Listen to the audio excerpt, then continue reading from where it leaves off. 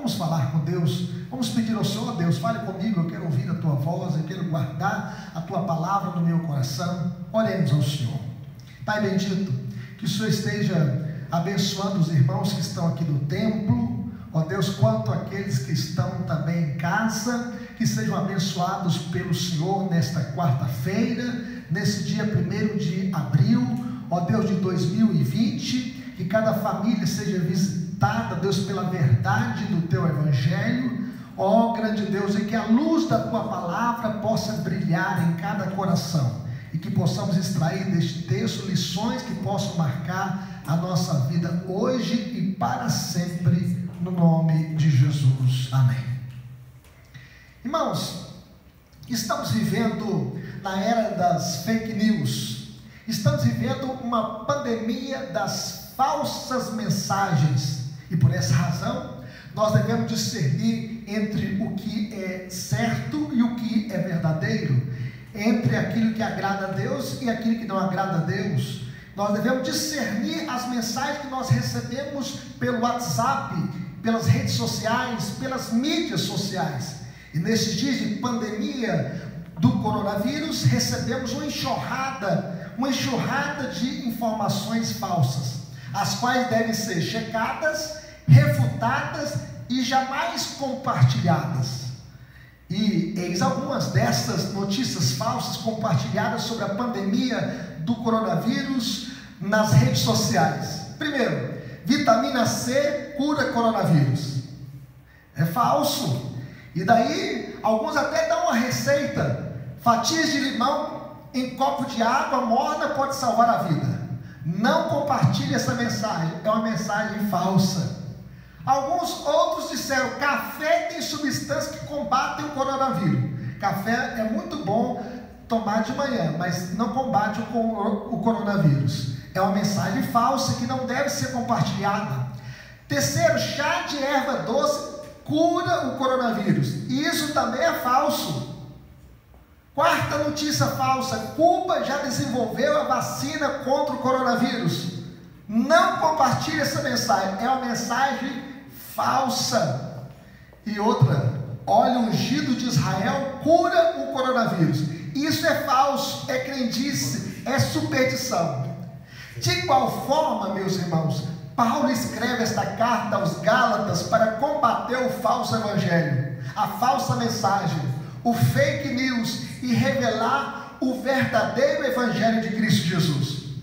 Por esta razão, após as 5 perguntas retóricas da passagem anterior, feitas por Paulo sobre a experiência dos Gálatas quanto à justificação pela fé somente em Cristo Jesus para a vida eterna, Paulo cita o caso de Abraão para refutar a mentira dos judaizantes de que a salvação é por meio da fé em Cristo, mais a circuncisão e mais as obras da lei. Era uma mensagem falsa, um falso evangelho. As perguntas então de Paulo foram perguntas para que eles pudessem refletir no evangelho que eles estavam abraçando, o falso evangelho dos judaizantes. Quem vos iludiu para trocar o evangelho do Cristo crucificado por outro evangelho, o evangelho da justiça própria? Porque o evangelho da justiça própria não salva. Como receberam o Espírito Santo para o início da vida cristã? Pelas obras da lei ou pela pregação da fé em Cristo Jesus? É óbvio que foi pela pregação, pela fé em Cristo Jesus. Terceira pergunta: não é irracional começar a vida cristã no Espírito e agora tentar aperfeiçoá-la sem o Espírito, dependendo da carne? Só podemos, meus irmãos, aperfeiçoar a nossa vida cristã, só podemos crescer na vida cristã na força do Espírito Santo, porque a nossa suficiência vem do Senhor.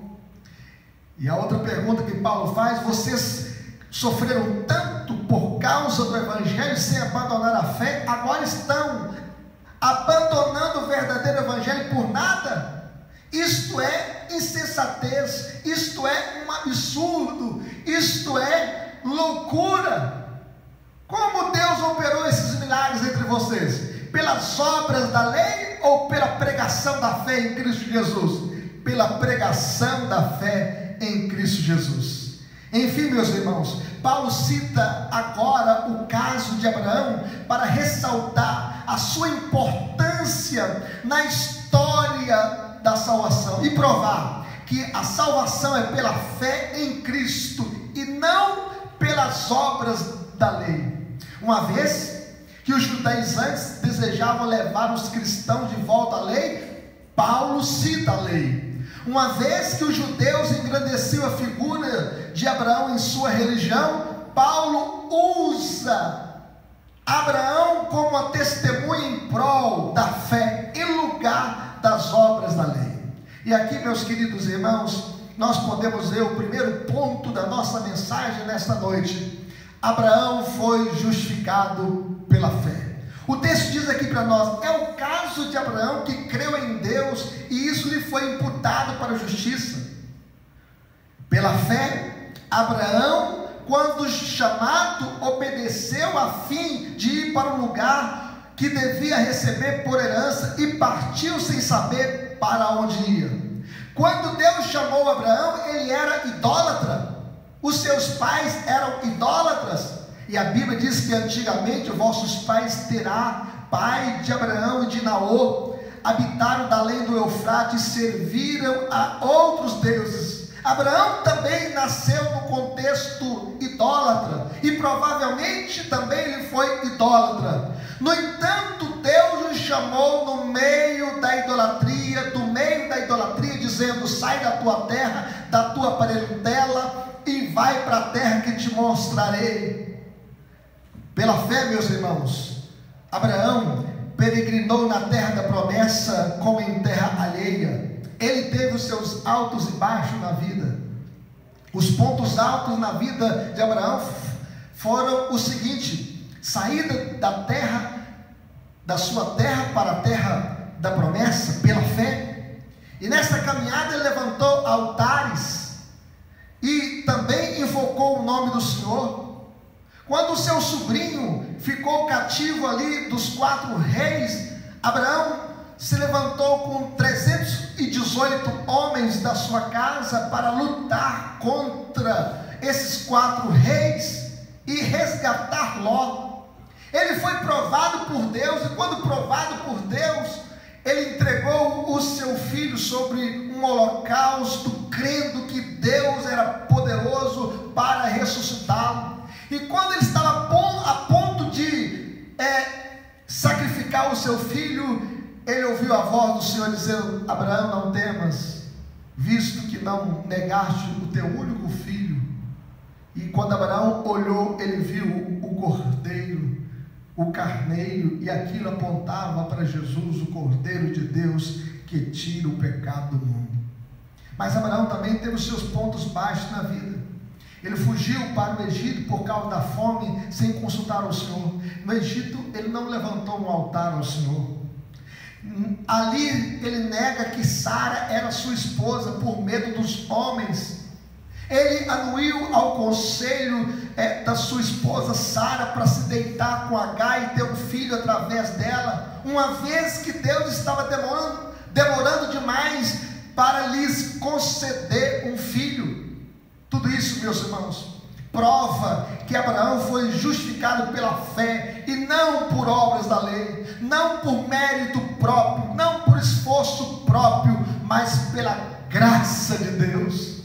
Nós somos salvos não pelos nossos méritos, mas pela graça do Senhor. O texto em Gênesis capítulo 15, verso 16, diz que Abraão creu. Ele creu no Senhor e isso lhe foi imputado para a justiça. A fé de Abraão não estava nos seus méritos, mas no Senhor. Ele creu no Senhor. Ele creu no Senhor. E aqui nós podemos ver, meus irmãos, que sempre só houve uma fonte de salvação: Cristo. A nossa fé não é fé na fé, a nossa fé é fé em Cristo. A nossa fé não é um salto no escuro, a nossa fé está calcada, fundamentada na pessoa de Jesus.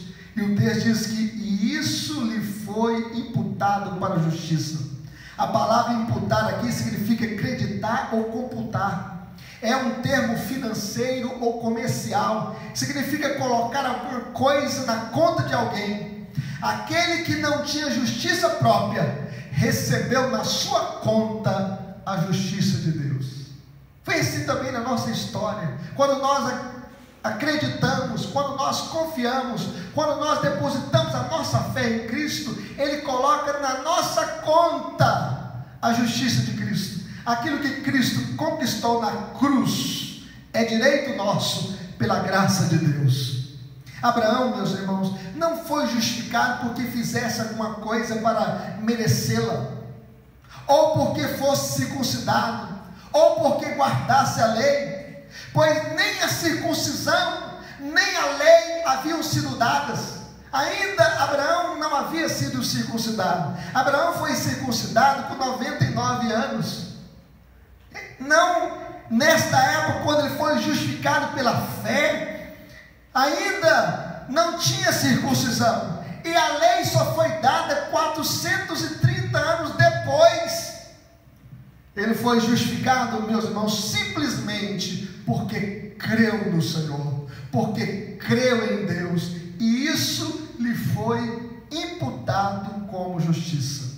Sempre só existiu um meio de salvação, a graça de Deus, tanto no Antigo Testamento quanto no Novo Testamento. Sempre só houve um caminho de justiça, a cruz de Cristo. A cruz de Cristo. Mas o segundo ponto que nós podemos ver no texto, meus queridos irmãos, é que os gentios são justificados pela fé. O texto que nós lemos aí diz que sabei, pois, que os da fé é que são filhos de Abraão. Ora, tendo a Escritura previsto que Deus justificaria pela fé os gentios, pré-anunciou o Evangelho a Abraão: em ti serão abençoados todos os povos, de modo que os da fé são abençoados com o crente Abraão. Eu quero que vocês possam guardar isso no coração. Os verdadeiros filhos de Deus são aqueles que têm fé como Abraão. Os judeus se vangloriavam dizendo assim: nós somos descendentes de Abraão, nós conhecemos a lei de Moisés, nós trazemos no corpo a marca da circuncisão. E eles não tinham dúvida que era o verdadeiro povo de Deus.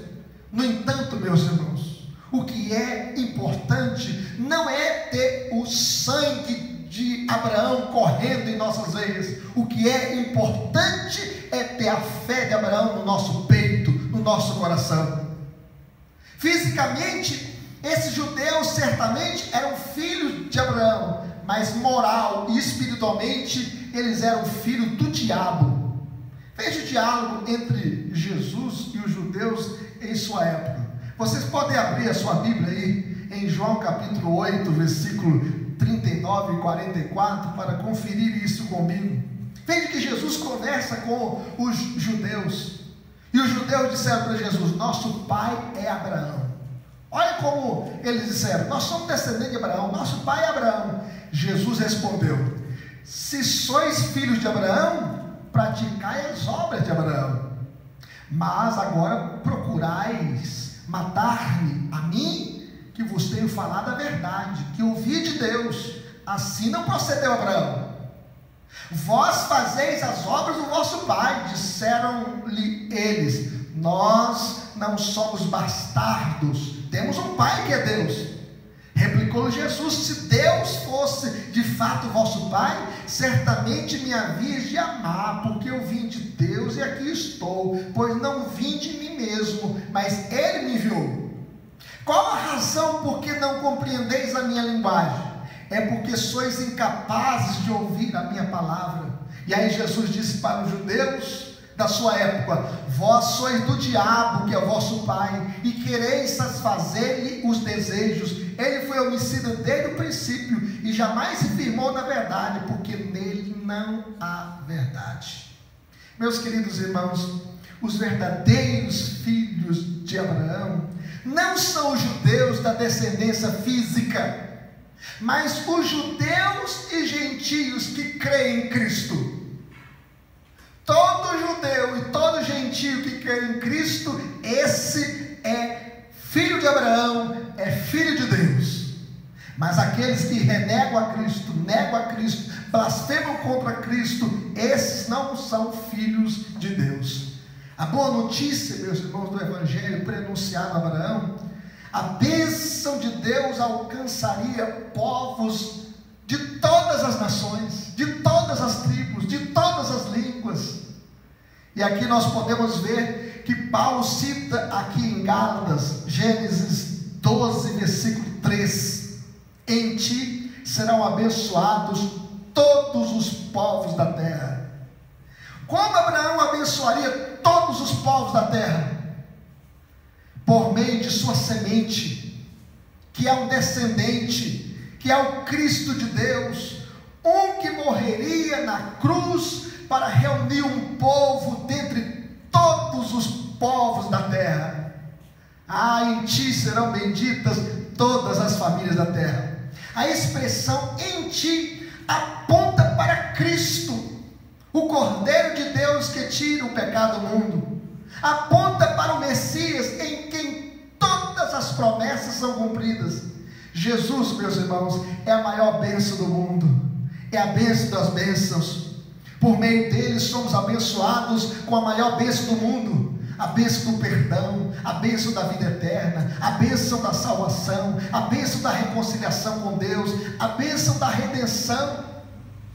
Os verdadeiros crentes, independentemente de sua nacionalidade, são abençoados com o crente Abraão, o pai da fé, o pai da fé. Os gentios são justificados pela fé, e os gentios e todos os povos que colocam a sua esperança, a sua fé em Cristo Jesus, são descendentes de Abraão, são filhos de Deus, são filhos da promessa. Louvado seja Deus. Mas, em terceiro lugar, nós podemos ver que Paulo diz que a salvação é pela fé, não pela lei.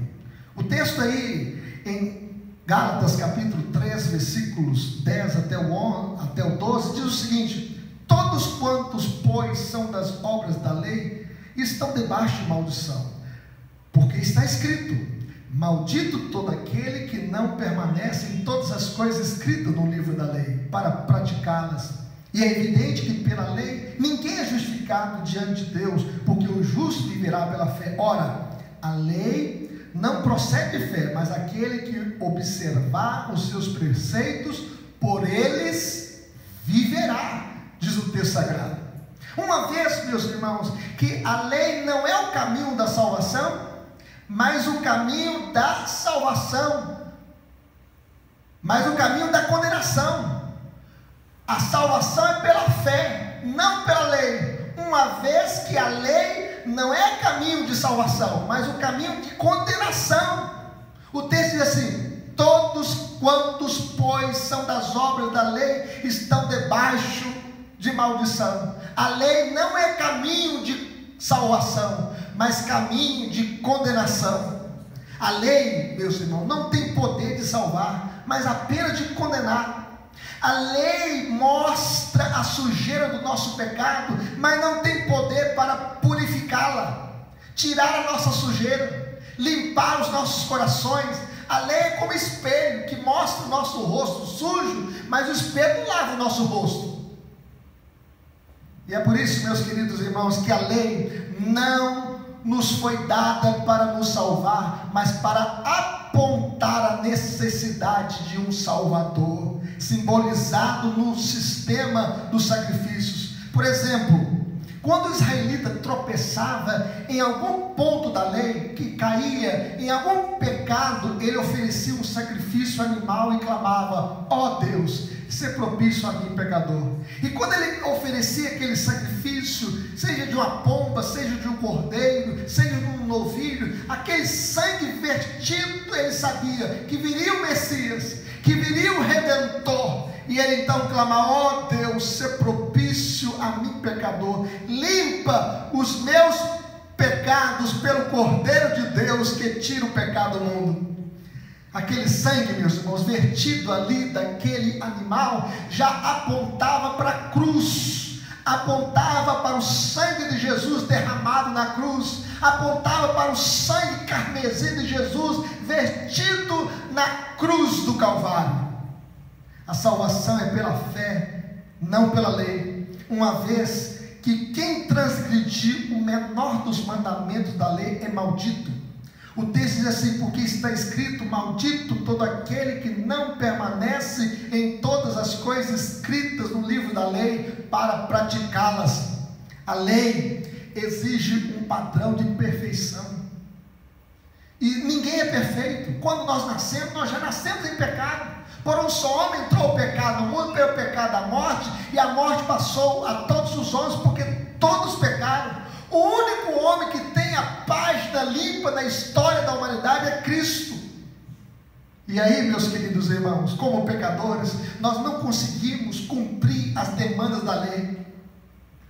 E Tiago chega a dizer uma coisa que nós devemos temer: pois qualquer que guarda toda a lei, mas tropeça em um só ponto, se torna culpado de todos.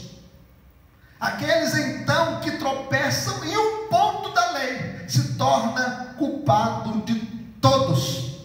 A condição para a vida, meus irmãos, pela lei, era uma condição de obediência perfeita, total, pessoal e perpétua. Você nunca poderia errar num ponto. Se você errou num ponto, você quebra todos os outros pontos, todos os outros mandamentos. Caso contrário, meus irmãos, para cada transgressão a lei pronuncia uma maldição. A não ser que a obediência à lei seja total e permanente, perpétua, se em uma única situação fracassarmos, estamos debaixo da maldição.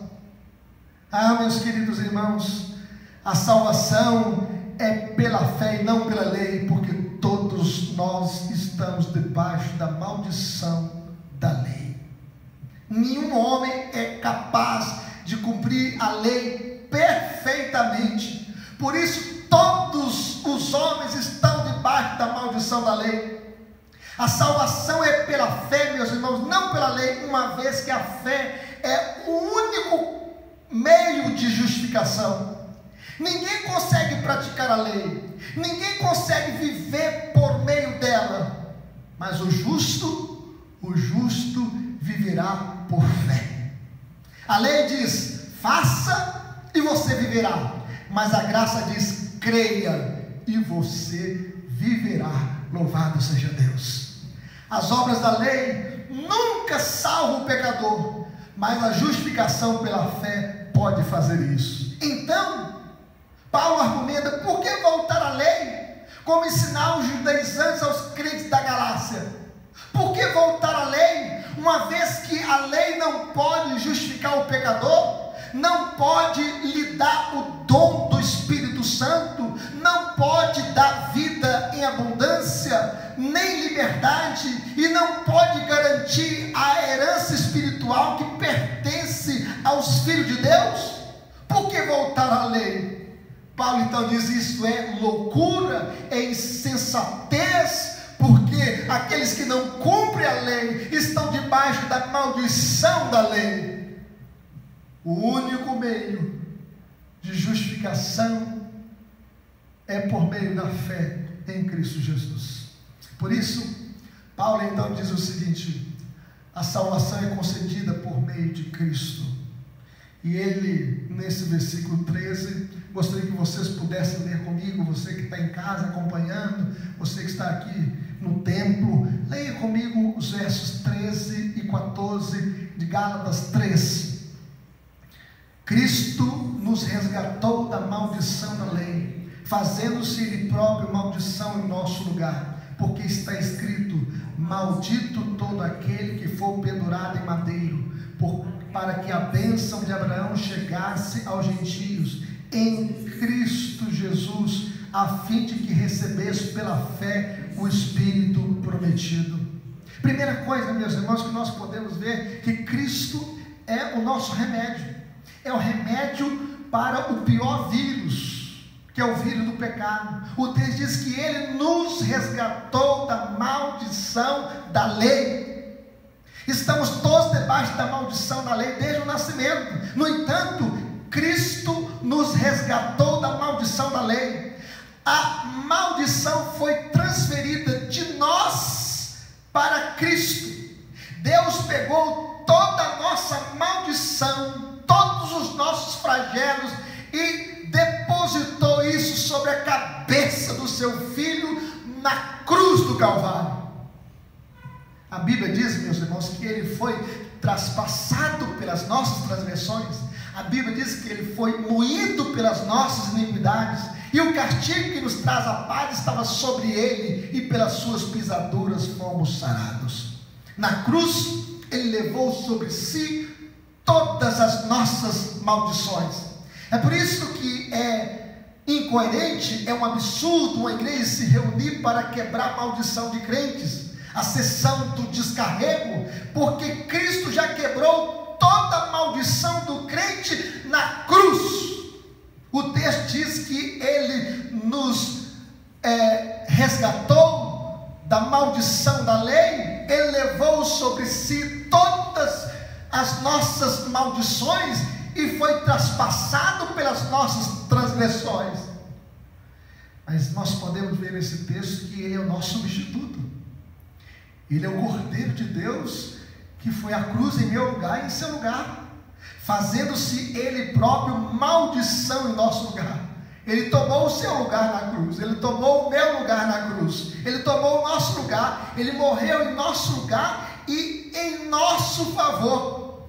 E a Bíblia diz o seguinte: aquele que não conheceu o pecado, ele o fez pecado por nós, para que nele fôssemos feitos justiça de Deus. Louvado seja Deus! Cristo levou sobre si, meus irmãos, as nossas maldições, as nossas mazelas, os nossos pecados, e colocou na nossa conta a sua justiça. Louvado seja Deus!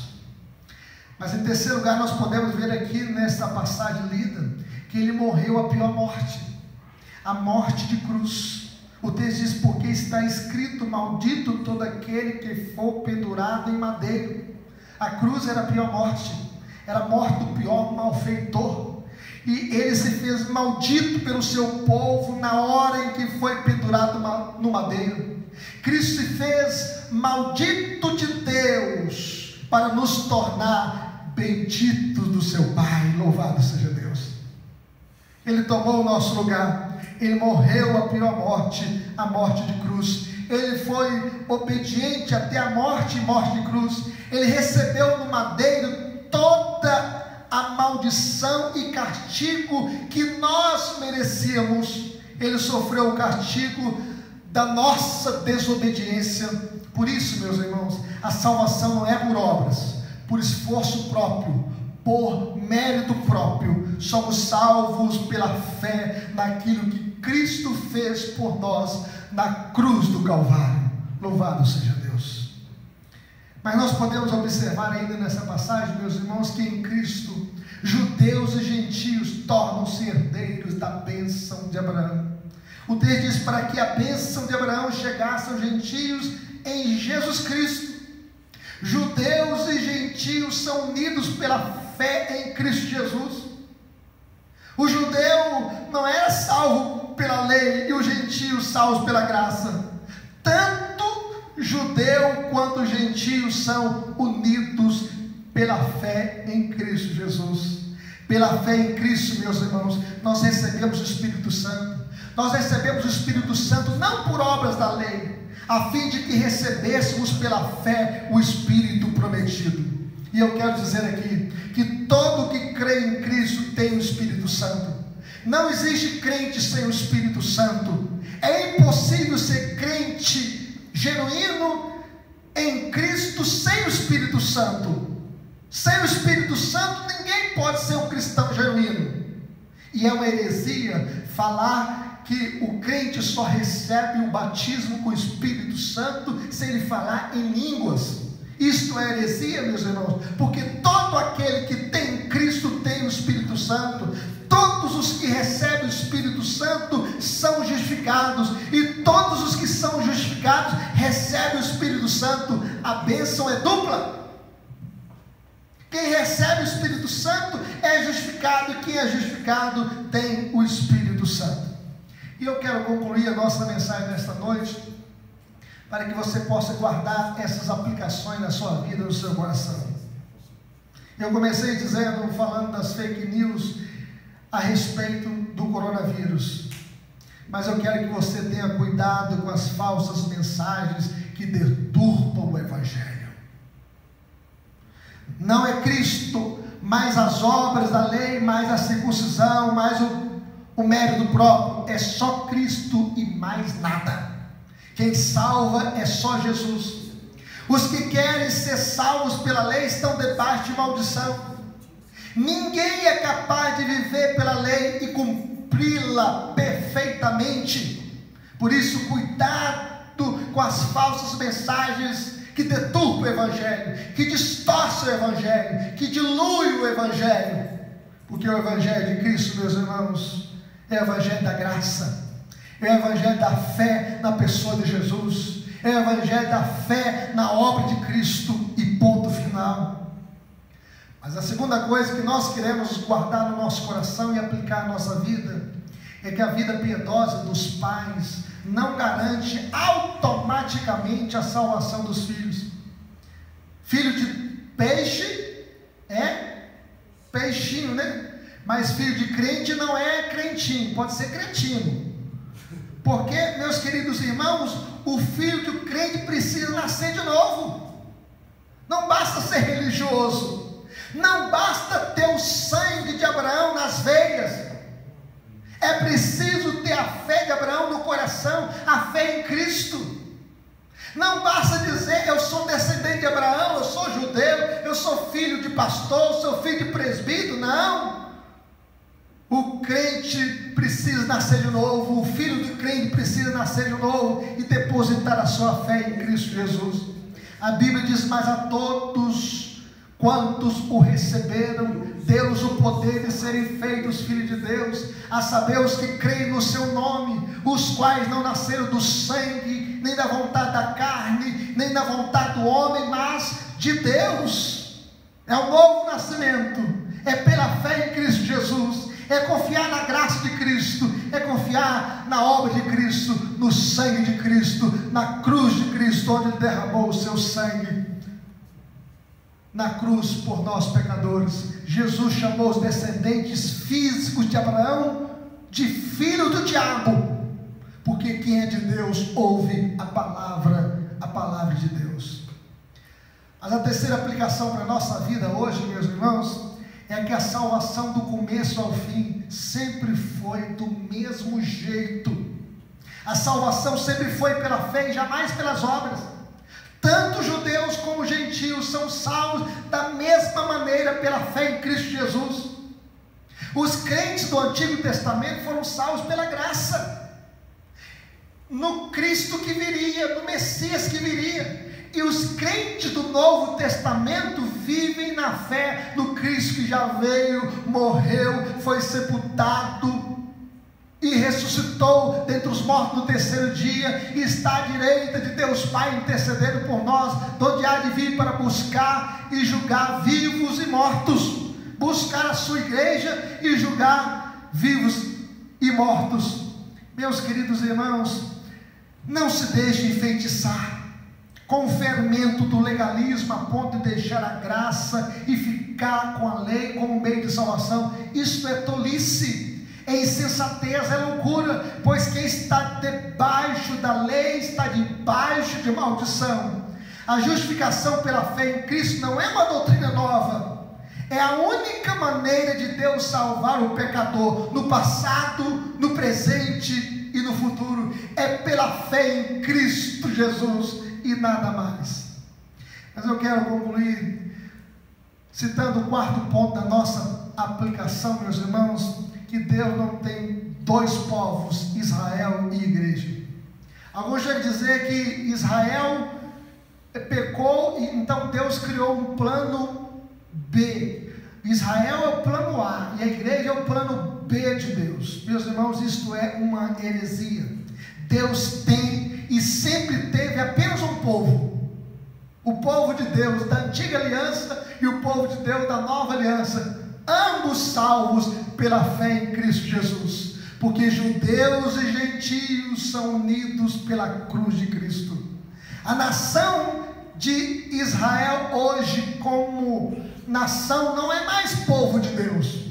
O povo de Deus é a igreja de Deus, é a igreja de Cristo Jesus, porque nesta igreja hoje tem judeu crente e povo de todas as nações. Por isso eu digo, judeus e gentios são unidos pela cruz de Cristo. Que Deus nos abençoe.